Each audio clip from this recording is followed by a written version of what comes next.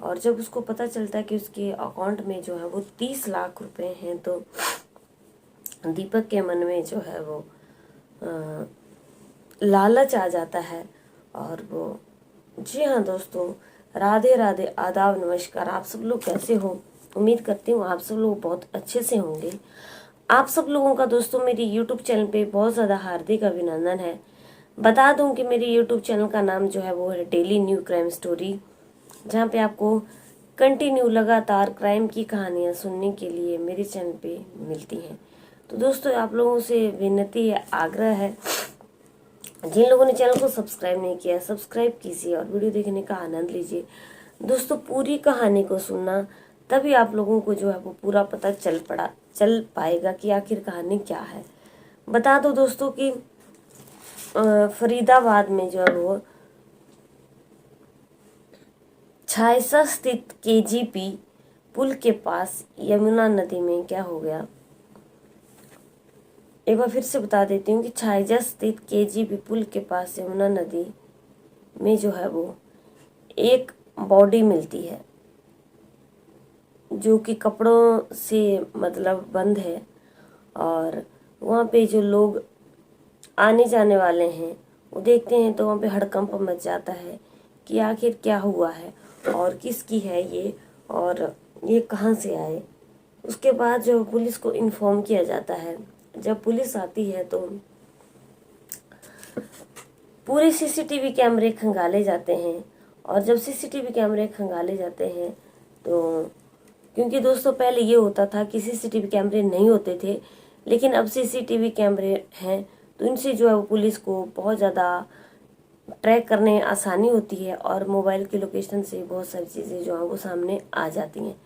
बता दें दोस्तों कि अहमदाबाद की रहने वाली रेनू, जो कि फरीदाबाद में पिछले 5 साल से रह रही थी, और दीपक नाम का एक लड़का है जिसकी उम्र जो है वो 31 साल है, और रेनू की उम्र जो है वो 24 साल है।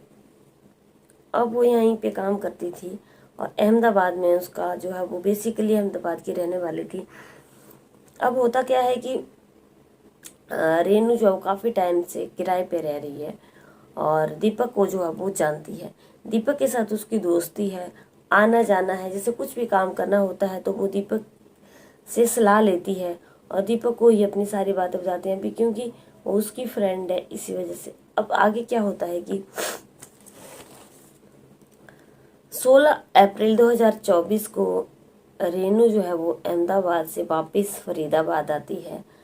और फरीदाबाद में आने के बाद वो अपने दोस्त दीपक से मिलती है और दीपक से जो है वो अपनी सारी हालचाल बताती है, अपनी सारी बातें बताती है कि उसको जो है वो एक घर लेना है और वो एक घर लेना चाहती है ताकि उसमें जो है वो अच्छे से रह सके और उसको किराए ना देना पड़े, किराए की चेक जो है वो ना होनी पड़े। तो वो जो है वो अपना एक घर लेना चाहती है। अब दीपक ने भी उससे पूरी पूछताछ की कि उसके घर लेने के लिए, क्योंकि बहुत सारे पैसों की ज़रूरत होती है और एनसीआर में जो है वो घर लेना, एनसीआर में ही फरीदाबाद पड़ता है, नियर कैपिटल रीजन में। तो एनसीआर में घर लेना जो है वो बहुत ज़्यादा महंगा है, बहुत सारे पैसों की ज़रूरत होगी। तो रेनू को जब उसके दोस्त दीपक ने ये सारी बातें समझाई तो रेनू की ये सारी बातें समझ में आ गई और रेनू ने बताया कि उसके पास जो है वो उसके अकाउंट में 30 लाख रुपए जो है उसके पास एट प्रेजेंट में 30 लाख रुपए अकाउंट में है। तो वो एक घर लेना चाहती है, वो एक अफोर्डेबल घर जो है वो लेना चाहती है। अब होता क्या है कि ये जो दीपक होता है वो उसको बोलता है कि बिल्कुल उसको घर मिल जाएगा, और क्योंकि पैसों के बिना तो आज की दुनिया में कुछ भी पॉसिबल नहीं है, और जब पैसे हैं तो सब कुछ पॉसिबल है। अब दीपक ने जब इसे ये बातें कही तो वो रेडी हो गई और अपने घर चली गई। अब होता क्या है कि ये जो दीपक होता है इसके मन में जो है वो कुछ और ही चल रहा था। अब उसने रेनू को जो है वो फ़ोन करके 24 अप्रैल को बुलाया। 24 अप्रैल 2024 को जो है वो दीपक रेनू को फ़ोन करता है और दीपक जो है वो रेनू को बुलाता है और रेनू जो है वो गाड़ी में बैठ गई और दीपक के साथ उसका दोस्त कृष्ण भी है। कृष्ण की उम्र जो है वो दोस्तों 30 साल है।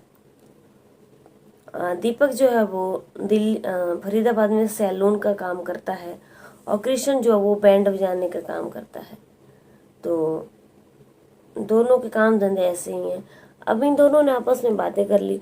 अब जैसे ही जो रेनू गाड़ी में बैठती है वो दुपट्टे से जो है वो उसका गला घोंट देते हैं और वहीं पे जो है उसको ख़त्म कर देते हैं। और उसके बाद जो है वो क्या करते हैं कि जो उसके पास एटीएम होता है और उसके हाथ में फ़ोन जो होता है वो फ़ोन भी ले लेते हैं, क्योंकि वो उसका दोस्त है दीपक और उसको सारी बातें उसकी पता है। अब दीपक जो है वो जल्दी से उसके अकाउंट के जो सारे पैसे होते हैं 30 लाख रुपए अपने अकाउंट में ट्रांसफ़र कर लेता है। जब वो अपने अकाउंट में ट्रांसफ़र कर लेता है तो वो बहुत खुश होता है, क्योंकि उसके पास अब 30 लाख रुपए हो चुके हैं। और क्योंकि उनकी इतनी इनकम नहीं है, आमदनी नहीं है, सैलून से इतनी आमदनी नहीं होती है कि वो 30 लाख रुपए जो है वो कमा सकें। अब दीपक जो है बहुत ज़्यादा खुश हो जाता है कि रेनू जो है वो इस दुनिया में नहीं रही है और उसके सारे पैसे जो हैं वो दीपक के पास आ गए हैं। अब वो क्या करते हैं कि छायसा स्थित केजीपी पुल के पास यमुना नदी है। एक बार फिर से बता दूं, छायसा स्थित केजीपी पुल के पास यमुना नदी है, जहाँ पे जो है वो उसके शव को जो है वो कपड़ों में लपेट करके रेनू को वहीं पे फेंक देते हैं और वहाँ से तुरंत फरार हो जाते हैं। अब पुलिस लोग जो हैं वो इधर उधर से आ जा रहे हैं और जब लोग वहाँ पे देखते हैं कि वहाँ पे कोई युवती पड़ी हुई है तो वो सबसे पहले पुलिस को इन्फॉर्म करते हैं। पुलिस आती है और उसके शव को ले जाती है और जब उसकी पड़ताल की जाती है तो पता चलता है कि ये अहमदाबाद की रहने वाली है, इसका नाम रेनू है। उसकी मोबाइल ट्रैक की जाती है और उसमें जो है वो दीपक का नंबर बार बार आता है और दीपक को भी जो है वो पुलिस पकड़ लेती है और अरेस्ट कर लेती है।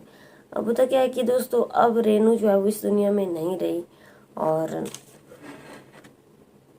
उसके मतलब जो उसके अरमान थे वो भी सारे ख़त्म हो गए, सिर्फ और सिर्फ एक लापरवाही की वजह से। दोस्तों इस कहानी से हमें यही सीख मिलती है कि किसी के साथ भी अपने दिल की बात को नहीं बताना चाहिए। स्पेशली आज के दौर में जो है वो किसी के पास जो है वो पैसे के लिए इंसान तिल तिल मर रहा है, जो कि अपने रिश्तों को भूल देता है कि रिश्ते में हमारा क्या लगता है। और वो तो सिर्फ उसको 5 साल उससे जानती थी और रेनू ने अपनी सारी बातें दीपक को बता रखी थी। अब दीपक ने जो है वो इस चीज़ का बहुत ही गलत फ़ायदा उठाया। चाहे रेनू ने उसको अपनी सारी बातें बता रखी थी, लेकिन दीपक को जो है वो ये चीज़ें नहीं करनी चाहिए थी। और अब रेनू जो अब इस दुनिया में नहीं रही है, भगवान उसकी आत्मा को शांति दी। लेकिन दोस्तों कभी किसी के ऊपर भी भरोसा मत करो, कुछ भी पता नहीं किस इंसान के पीछे शैतान का चेहरा जो है वो छिपा हुआ है और वो वक्त आने पे जो है वो कुछ भी कर सकता है। तो उम्मीद करती हूँ आप लोगों को मेरी कहानी अच्छी लगी होगी। अच्छी लगी है दोस्तों लाइक शेयर कमेंट, चैनल को सब्सक्राइब ज़रूर करना। मुझसे कोई त्रुटि हो गई होगी तो आपसे हाथ जोड़ करके मैं माफ़ी मांगती हूँ। और दोस्तों ज़रूर चैनल को सब्सक्राइब करना। आप स्टोरी पूरी सुन लेते हो लेकिन सब्सक्राइब नहीं करते हो। अगर आपको मेरा अच्छा लगता है कहानी सुनाना, दोस्तों ज़रूर सब्सक्राइब कीजिए। आपका सब्सक्रिप्शन मेरे लिए बहुत ज़्यादा एक मोटिवेशन का काम करता है। मेरे को बहुत अच्छा लगता है जब कोई चैनल सब्सक्राइब करता है कि किसी को मेरी कहानी अच्छी लगी, पसंद आई। तो चलिए कल तक फिर से मिल रहे हैं, तब तक लीजिए जय भारत।